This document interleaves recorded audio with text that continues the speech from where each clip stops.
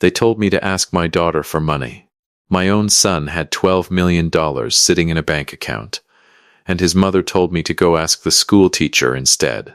That's the kind of sentence that sits in your chest like a rock you swallowed whole. I didn't say anything back to Caroline that night, 58 years old, and I just sat there. But I want you to understand something before I tell you the rest of this. This isn't a story about money. Not really. It's a story about who shows up when you've got nothing left to offer them. Let me back up. I live in a little 3-bedroom house off FM 762 in Rosenberg, Texas. The kind of house you buy when you're young and think you're going to flip it into something bigger someday. Never happened. The paint's peeling on the porch rail, and I've been meaning to fix that gutter on the east side for 2 years now. It was a Tuesday evening in late July, hot enough that the cicadas hadn't even bothered to quiet down after dark, and I was sitting at my kitchen table with a stack of mail I didn't want to open. Past due notice from Centerpoint Energy. A letter from the insurance company that I already knew wasn't good news, because good news doesn't come in an envelope that thick. Caroline's phone rang from the counter. I watched her whole face change. I mean, it changed like somebody flipped a switch behind her eyes. There it is, I thought. The only smile I get to see anymore, and it's not even for me. Richard, honey. She practically sang it. Oh my God, tell me everything. I set my coffee down. Is that Richard? Let me say hi real quick. She didn't even look at me. She turned her back, actually turned her body like I was a draft coming through a window she needed to shut, and walked toward the living room. A $12 million account? Richard, I'm so proud of you, honey, I really am. You know you get that mind for business straight from my side of the family. Your grandfather could sell ice to an Eskimo, God rest him. I sat there and listened to my wife of 31 years talk to our son like he just cured cancer instead of a closed sales deal. I'm not saying that to be bitter. I'm saying it because it's true. And because you need to understand what normal looked like in my house before I tell you what happened next. She hung up eventually, still smiling, walked back into the kitchen, and the smile dropped off her face the second she looked at me, like she'd taken off a mask. He's doing so well, Boris. That's good, I said. And I meant it. Whatever's happened between me and that boy, I never once wished bad on him. Caroline didn't say anything else. She just slid the Centerpoint bill across the table toward me. Didn't ask if I was okay. Didn't ask about the cough I'd had for 3 weeks that I kept blaming on the Gulf humidity. Fix this, she said. Please, before they cut it off again. Again, like it was a pattern, like I was the pattern. Welcome to Dad's Raw Revenge. Get comfortable, this story is going to take you somewhere. Hit that like button and drop a comment below, letting me know where you're watching from. Trust me, you're going to love it here. Now here's the part where I'm supposed to make myself look better than I am. And I'm not going to do that. I'm going to tell you the truth, because the truth is worse than anything I could make up, and it's the only thing that matters here. 10 years ago, I wasn't some deadbeat who gambled away the family's savings at a casino in Louisiana. I was a real estate investor, a small one. Nothing fancy, but I was good at it. I bought 60 acres of raw land out past Simonton, land that was going to sit right in the path of the Grand Parkway expansion. Everybody said I was smart. Caroline used to brag about it at church. Then an old pipeline under a neighboring property ruptured. Crude oil bled into the water table before anybody even knew it happened. My land, 60 acres I'd sunk everything into, got locked under a federal cleanup order before I ever broke ground. Couldn't sell it. Couldn't build on it. Couldn't do a damn thing with it, except pay the property taxes and watch my credit score circle the drain. Banks pulled my lines of credit. My business partner walked. And Caroline never once asked me if I was okay. She asked me how I was going to fix it. That was 10 years ago. I've been driving a forklift at a distribution warehouse off Highway 36 ever since. 6 days a week most months, coming home smelling like cardboard and diesel. And somewhere in there my son turned 21 and decided his whole young adult life had been ruined because his daddy couldn't afford his junior year spring break trip to Destin. He's never forgiven me for that. Not once. Not even after I explained what happened. In his mind, I gambled, and I lost, and he paid for it. Maybe he needed a villain, I used to think. And I was standing right there. My daughter's different. Melissa's 26, teaches 4th grade, over at a school in Katy, about a 20-minute drive from here. She was 16 when the oil spill happened, old enough to remember the house we used to have, young enough that she watched me rebuild something out of nothing, instead of just mourning what we lost. She came by 2 nights after that phone call with Richard, carrying a foil pan of chicken and rice, my favorite, the way my own mother used to make it, heavy on the cumin. And she didn't say a word about money, or bills, or Richard's $12 million. She just set the pan down, kissed the top of my head, and said, "You still coughing like that, old man? It's just allergies, baby, uh-huh." She didn't believe me. She never did. "You're seeing Dr. Ferris Thursday. Don't argue with me." I didn't argue. Wasn't much point arguing with Melissa. She'd inherited her stubbornness from somewhere, and I had a suspicion it was me. Dr. Ferris wasn't smiling when he came back into that exam room. "Boris, I'm not going to sugarcoat this." He set the folder down like it weighed 40 pounds. "The mass on your lung, it's operable. That's the good news. But it needs to come out soon. Weeks, not months." There it is, I thought. The other shoe. "Okay," I said, because what else do you say? "So we schedule it." That's when the woman from billing came in. Nice enough lady, name of Becky. Looked about as uncomfortable as a person can look, and told me my insurance had a gap in coverage for the specific procedure Dr. Ferris wanted to use. Out of pocket, before they'd even put me on the schedule, $3,500. "I can look into a payment plan," Becky said, "but the surgical team needs the deposit before they'll book the operating room. Hospital policy, $3,500. You want to know something funny? I used to make more than that in a single week, back before the spill. Now I sat in my truck in that parking lot, a '09 Silverado, the act barely holding, and I did the math about 6 different ways, and every single time it came out the same. I didn't have it. My credit was still garbage from the land debt. No bank in Fort Bend County was going to touch me. $3,500, I thought, and I've got a son with $12 million sitting in an account somewhere. I told myself I wouldn't call him. I told myself that for 2 full days. Then I called him anyway. Because that's what a father does. You swallow your pride, and you call your son, and you hope, God you hope, that he's still in there somewhere. He picked up on the 4th ring, and I could hear it right away. Glasses clinking, somebody laughing loud, a woman's voice saying something about a bottle of Macallan. "Dad? Hey. Can this wait? We're at Perry's, celebrating the Hendricks account. Richard, I need to talk to you about something serious."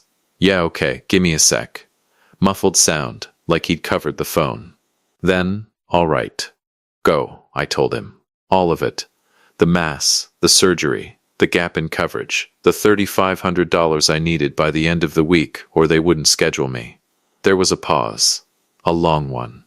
Long enough that for one stupid second, I thought, maybe, Dad. His voice went flat. Cold. "I just spent 10 years digging myself out of the hole your bad investments put this family in. You know how hard I worked to get where I am? And now you want me to throw my commission back into what? More of your bad planning? Richard, this isn't about the land. This is surgery. You brought this on yourself, Dad. You always do. Ask the hospital for a payment plan." That's what their 4-day pause. And then, quieter, meaner. "I've got a reputation to protect now. Dad, I can't keep carrying your dead weight." The line went dead. Just like that. My son hung up on me while I was sitting in a hospital parking lot with a death sentence in my chest, so he could get back to his scotch. I called Caroline next. Told her everything. Asked if she could talk to him, maybe soften him up. "Don't you dare ruin this for him," she snapped. "He worked hard to get away from all this, from your mess. Emma's got a stable job, doesn't she? Go ask her." Emma. She meant Melissa. After all this years, and she still called our daughter by the wrong name, when she was too busy being angry to think straight. I hung up. Sat in my truck in that parking lot for a long, long time. Didn't cry. I was past crying by then. Just sat there thinking about how a man could work his whole life to give his family everything, and end up alone in a Silverado, outside a hospital, doing math that never came out right. I met Melissa at a little diner off Highway 90 2 days later. The kind of place with vinyl booths and a waitress who calls everybody hun. I hadn't planned on telling her. I really hadn't. I was going to smile and eat my catfish and let her think everything was fine. She knew before I said a word. She always knew. Dad, she set her fork down. What's wrong? Tell me right now. So I told her, and I want you to understand. I was ashamed. Ashamed to even be sitting across from my 26-year-old daughter, a schoolteacher who couldn't have more than a few $1,000s to her name, about to ask her for money her own brother had turned down without blinking. I didn't even get the words out. Didn't even finish the sentence. Melissa reached into her bag and set an envelope on the table. Then she turned her phone around so I could see the screen. A notification from a payday loan company. Approved. $1,500. Dad, stop talking. Her eyes were wet, but her voice wasn't shaking at all. There's $2,000 cash in there. I sold the Civic this morning. Melissa, my throat closed up. You sold your car? Cars can be replaced, Dad. She reached across the table and grabbed my hand. Hard. The way you grab something you're not going to let go of. You can't. I'm taking the bus to school for a while. It's fine. I probably need the exercise anyway. I sat in that booth and wept in front of a waitress named Grace and half the lunch crowd at a diner off Highway 90, and my daughter. The one who didn't have $12 million, the one nobody ever bragged about on the phone, held my hand across a Formica table and told me I was going to be okay. She's the only one who ever saw me, I thought. The only one who ever really saw me at all. I had no idea, sitting in that diner, just how much that moment was about to matter. I had no idea what was still sitting out there on 60 acres of dead land past Simonton, waiting on me. But that's the next part of the story. Stay with me. A letter showed up at my daughter's apartment while I was still healing from surgery I almost couldn't afford, and it was worth more than every dollar my son ever refused to give me. I want you to sit with that for a second. Because I did. I sat with it for 3 days before I told a single living soul. But let's not get ahead of ourselves. Let me take you back to the morning of the surgery first, because you need to understand what it cost me to get to that letter. They wheeled me into pre-op at 6 in the morning on a Thursday in early August, and the last thing I remember before the anesthesia took me under was Melissa's face. Right up close to mine, her hand squeezing my fingers. "You're gonna be fine, old man," she said. "I already told the nurses you're stubborn as a mule. They said that's good. Stubborn people heal faster." Where'd she learn to be this brave, I thought. 26 years old, and steadier than I've ever been in my life. Then the lights went out. I woke up 11 hours later with a tube down my throat and a pain in my chest, like somebody'd parked a truck on it. Dr. Ferris came by that evening, still in his scrubs, and I remember him leaning down close so I could hear him over the monitor beeping. "We got it all, Boris. Clean margins. You did good." I didn't cry. I didn't have the energy to cry. I just laid there and thought about Melissa's car sitting on some dealer's lot with a different family's name on the title now. And I thought, she bought me this. Not the hospital. Not the insurance company. My daughter bought me this with a $1,500 loan and a car she needed to get to work. I'm going to make this right, I told myself, however long it takes. I don't care if I'm 50, 80 years old. I'm going to make this right. I had no idea how soon that promise was going to come due. I spent the next 2 weeks recovering on Melissa's pull-out couch. Because my house was empty most days, Caroline hadn't so much as texted to ask how the surgery went, and I wasn't about to lay up alone in a quiet house listening to my own breathing machine. Melissa's apartment was small. 1 bedroom, off Grand Parkway near her school, the kind of place where you can hear your upstairs neighbor's television through the ceiling. She'd taped her bus schedule to the refrigerator with a Katieist magnet, right next to a photo of the two of us from some 4th of July picnic years back. I looked at that bus schedule every single morning. Every single one. She's out there waiting on a city bus at 6:40 in the morning, I thought, because she sold her car for me. And Richard's driving some leased Audi to a steakhouse to celebrate a bonus he'll blow through in 6 months. That thought sat in my chest heavier than the surgical scar. She'd come home from school every afternoon, still in her teacher clothes, smelling like dry erase markers and cafeteria pizza, and she'd check my incision, heat up something simple for dinner. She wasn't much of a cook, my Melissa, but she tried. and she'd sit with me and watch whatever cop show was on, and never once, not one single time did she complain. Never once did she bring up the car. Never once did she ask when I was going to pay her back. That's the difference, I thought, watching her fall asleep sitting up on a kitchen chair one night, still in her work clothes. Richard gives because he wants credit. Melissa gives because she doesn't even think about it as giving. It's just love to her. Plain and simple. It was a Tuesday, 16 days after the surgery, when the mail carrier knocked instead of just leaving it in the box. Melissa was at school. I answered the door in my robe, still moving slow, still tender across the ribs. Got something certified here, the carrier said. Need a signature. 2 letters, actually. One from an outfit I didn't recognize at first, Cornerstone Gulf Development, and one with a return address I knew instantly, because I'd been getting mail from them for 10 straight years. United States Environmental Protection Agency. Here we go, I thought. Another update. Another 6 months of nothing. Another form letter telling me the cleanup's still ongoing. Don't touch the property. Don't build. Don't sell. Don't breathe near it. I almost didn't open it right there. I almost just set it on the counter and went back to the couch. But something made me sit down at Melissa's little kitchen table and tear it open right then. I read it twice. Then a third time, slower, because I didn't trust my own eyes. Remediation status. Complete. Site released from federal oversight effective July 14. Complete. 10 years. 10 years of property taxes on land I couldn't touch. 10 years of my credit sitting in the gutter. 10 years of my own wife looking at me like I was a stain on the family, and it was sitting right there in black and white. Done, released, clean. I set that letter down on the table like it might go off if I moved too fast. Then I opened the second one. Cornerstone Gulf Development. Turned out, while my land had been sitting locked up under a federal order. The Grand Parkway expansion I'd bet everything on 10 years ago had finally happened, right past my property line. 60 acres that used to be worthless swampland with an oil stain under it were now sitting less than a half-mile from a brand-new interchange, zoned commercial, surrounded by exactly the kind of growth I'd predicted a decade too early. The letter was an offer. A real one. Signed, with numbers behind it, not some lowball feeler. $15 million. Cash, 30-day close. I read that number probably 20 times. I want to tell you, I whooped and hollered and ran around that little apartment like a crazy man. I didn't. I sat very, very still. $15 million, I thought. And 3 weeks ago I was crying in a diner because I couldn't come up with $3,500. I looked up, and my eyes landed right back on that bus schedule, on the fridge.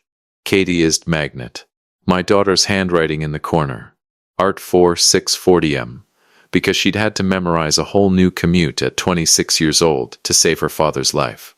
She's out there right now, I thought, standing at a bus stop in this Texas heat, and I'm sitting here holding $15 million. That's the moment something in me went quiet and cold and very, very clear. I didn't call Caroline. I didn't call Richard. I want you to remember that, because it matters for what comes later. I never hid this money from anybody. I just didn't see one single reason to tell people who'd already told me, in their own words, that my problems weren't their problems. Why would I call them, I thought, when 3 weeks ago they made it real clear whose problem I was. I picked up my phone and called somebody else instead. Larry Foster, the voice on the other end said. Larry handled my business affairs back before the spill, one of the only professionals who stuck around after everything fell apart. Mostly because I still paid him what little I could, on time, every single time. Larry, it's Boris. Boris. Good Lord, how you feeling? Melissa said the surgery went. Larry, I need you to look at some paperwork for me. Today, if you can. Something in my voice must have told him this wasn't a check-in call. What's going on? I told him. All of it. The EPA release, the Cornerstone offer, the number. There was a long pause on the line, long enough I thought the call dropped. 15 million, he finally said. Boris, that changes everything. I know it does. I looked at that bus schedule one more time. That's exactly why I need you to pull something else for me first, before we do anything with this offer. You remember a document Caroline had you draw up? About 5 years back? Larry went quiet again. The property and liability separation. The one Richard pushed for. That's the one. I remember it real well. Boris, I told Caroline at the time I didn't love the idea. But she was insistent, and it was her legal right to protect herself, given the debt situation. He paused. You want me to pull the original? I want you to pull it, and I want you to tell me exactly what it says. Word for word. Don't leave nothing out. Because if I remember that document right, I thought, Caroline didn't just protect herself from my failures. She signed away every single claim to whatever came next, good or bad. Larry called me back 2 hours later, and I could hear papers shuffling on his end. Boris, I'm going to read you the operative language here. Caroline Hunt hereby waives, releases, and forever discharges any and all present or future marital claim, interest, or right, legal or equitable, in and to the real property located in Fort Bend County, described herein, including any proceeds, appreciation, or value realized therefrom, regardless of cause. Regardless of cause. Larry, I said, real slow, does that partition and exchange agreement mean what I think it means? It means exactly what we drew up. Boris, 5 years ago, she wanted the family house and her retirement protected, so she partitioned the estate. She took the house as her sole separate property, and she forced you to take 100% ownership of that debt-ridden land as your sole separate property. It was legally binding the day it was notarized. Whatever happens to that land now, good, bad, or a $15 million buyout, she signed away every single legal claim to it. Richard was the one who pushed her to do it, wasn't he? He was the one who set the meeting up. I almost laughed. Except nothing about it felt funny. Told his mother it was smart. Told her it'd protect her credit if the land ever got seized for my debts. Well, Larry exhaled slow into the phone. Son of a gun sure was smart, all right. Just not in the direction he thought he was being smart. I sat there at Melissa's kitchen table with the afternoon sun coming through those thin apartment blinds, and for the first time in 10 years, I felt something in my chest that wasn't shame and wasn't grief. It was clarity. Larry, I want to move on the cornerstone offer. Quiet. I don't want a single soul outside this call knowing about it till it's done. Not even Caroline? Not even Richard? Especially not Caroline and Richard. I looked over at Melissa's bus schedule one more time. You draw up whatever needs drawing up.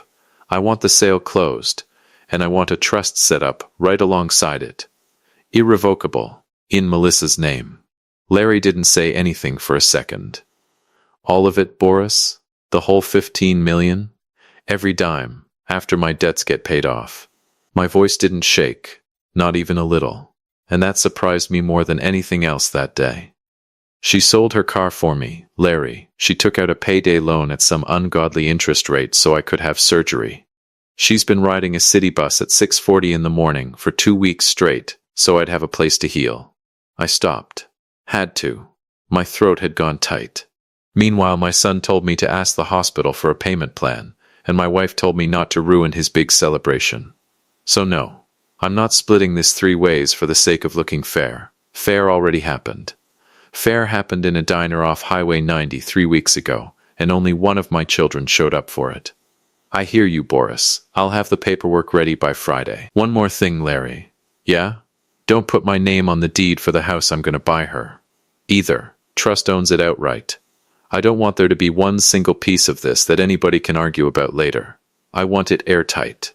You understand me? Airtight, Larry said. I understand completely. I hung up the phone and sat there a long while in that quiet apartment, listening to the hum of the window unit, looking at that little bus schedule stuck to the fridge with a school magnet. They're going to find out eventually, I thought. And when they do, they're not going to come here asking how I'm feeling.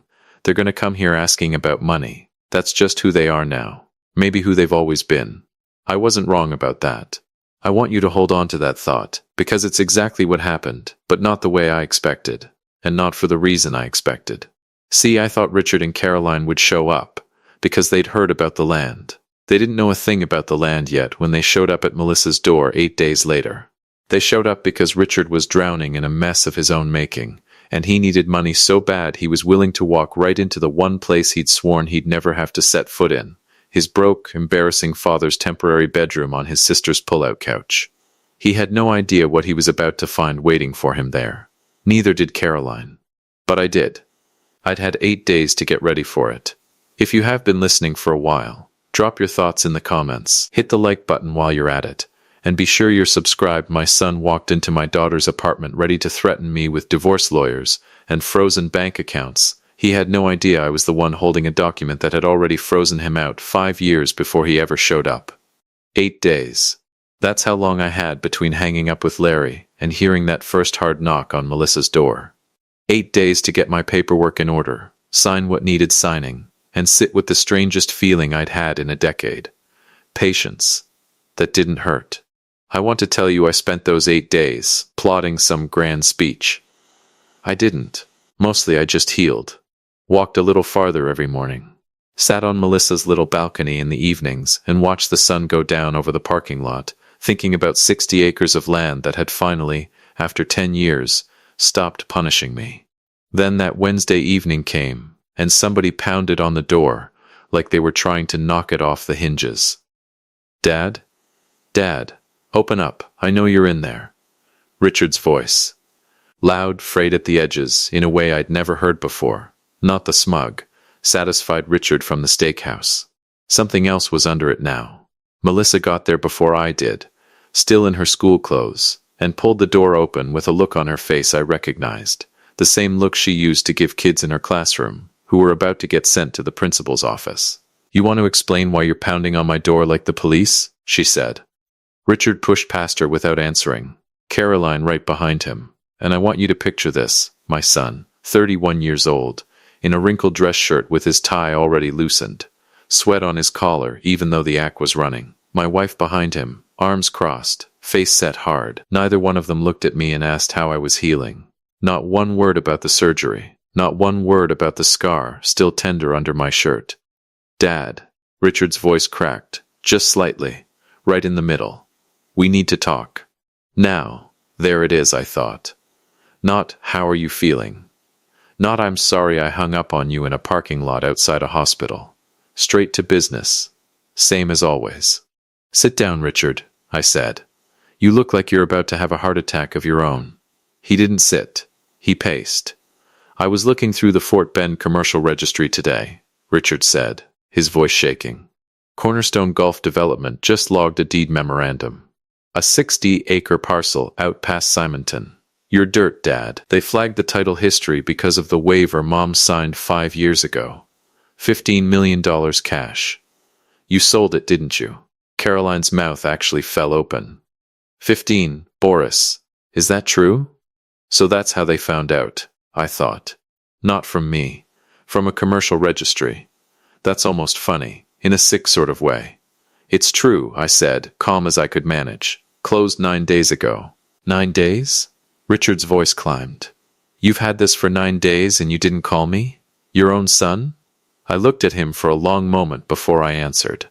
"Last time I called you, Richard, you were at Perry's celebrating a commission while I was sitting in a hospital parking lot trying to figure out how I was going to pay for surgery. You told me it wasn't your problem. So no, I didn't feel the need to call you the second something good happened. Either that should have been the moment he softened. It wasn't. You hid this from us." Richard's finger came up, jabbing toward me like he thought that would make his words truer. "You knew the cleanup was finishing. You knew that land was about to be worth something. You made us live like we were broke this whole time. Mom drove a 10-year-old Camry, Dad, a 10-year-old Camry, while you sat on a fortune. Just so you could hand it all to your favorite kid the second it paid off. He actually believes that, I thought. He's rewriting the whole thing in real time, right in front of me, and he believes every word coming out of his own mouth."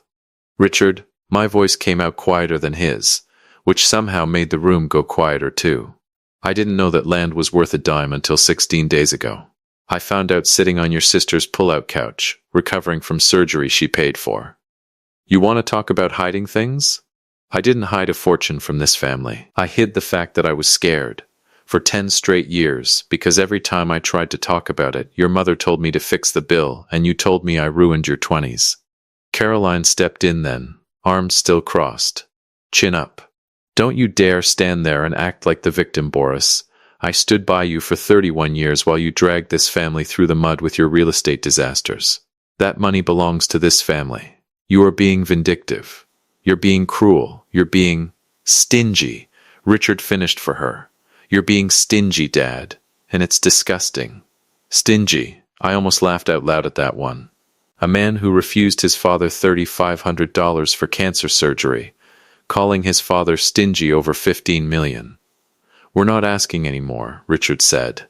And here's where his voice really changed. Dropped low, mean, the voice of a man who thought he was about to win.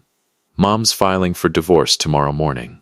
Irreconcilable differences, financial abandonment, the works. My lawyer's already drafting a motion to freeze every account connected to that sale until the courts sort out an equitable division.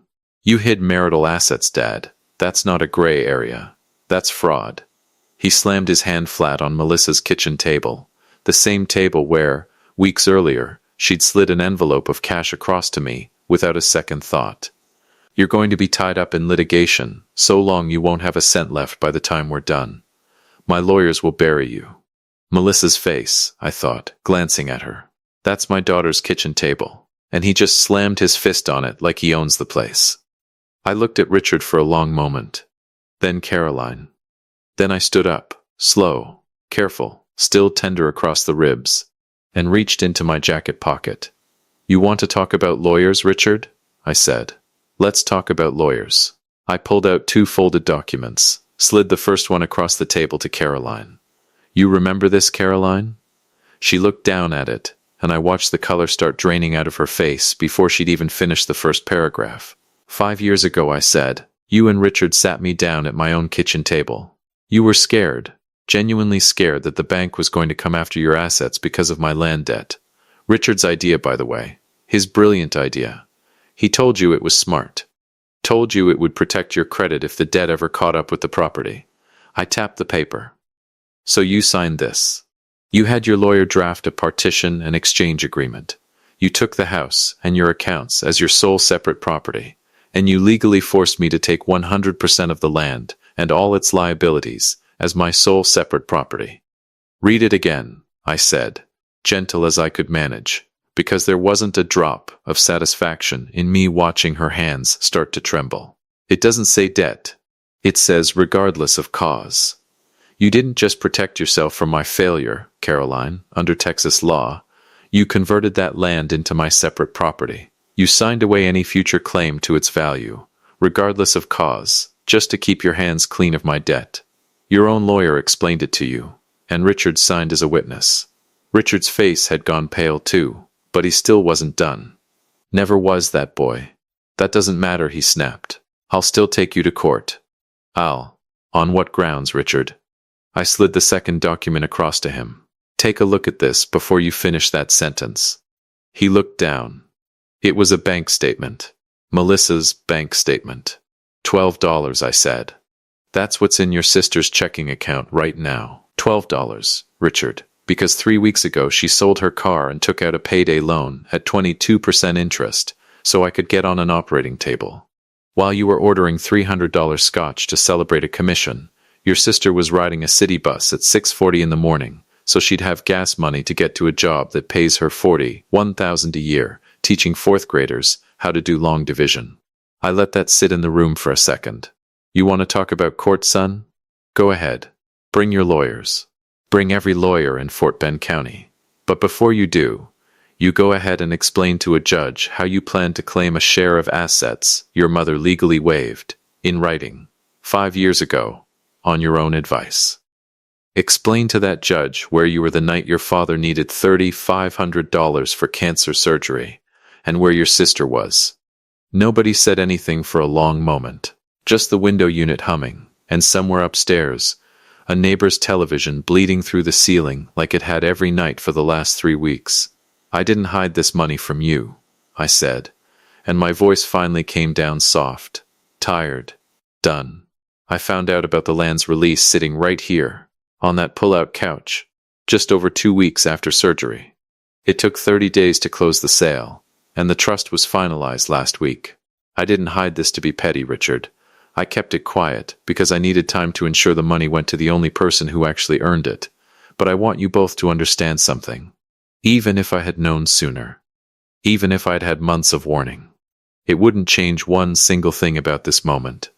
I looked at Caroline first, then Richard. You two divorced yourselves from this family a long time ago.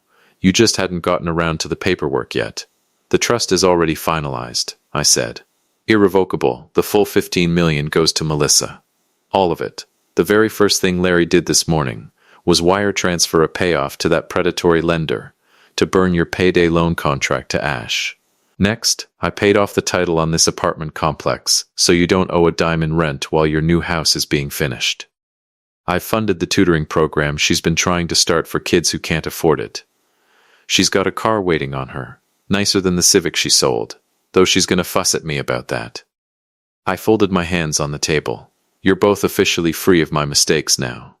Isn't that what you wanted? For 10 years I heard about how I ruined this family with my failures.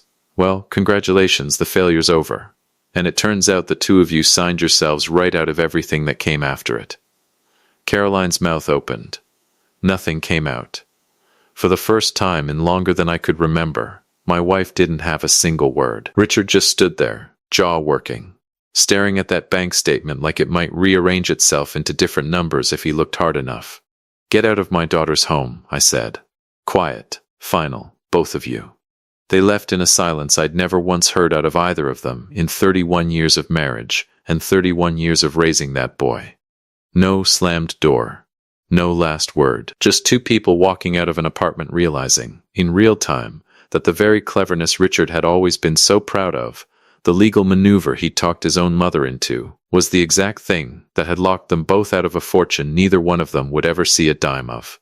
Melissa stood in the kitchen doorway after they'd gone, arms wrapped around herself, watching me. Dad. Her voice was barely a whisper. You didn't have to give me all of it. Yeah, I said. I did. I walked over and put my arm around her, careful of my ribs, and we stood there a minute in that little apartment that wouldn't be hers much longer, not because she was losing it, but because she was finally getting more than she ever asked anybody for. Cars can be replaced, I remembered her telling me, months before, sliding an envelope across a diner table. You can't. She'd been right about that. Turned out I couldn't be replaced either, not to her. And in the end, that was worth more than any number Cornerstone Gulf Development ever put on a piece of paper. We stood there in the quiet. My daughter and me, finally safe, finally free.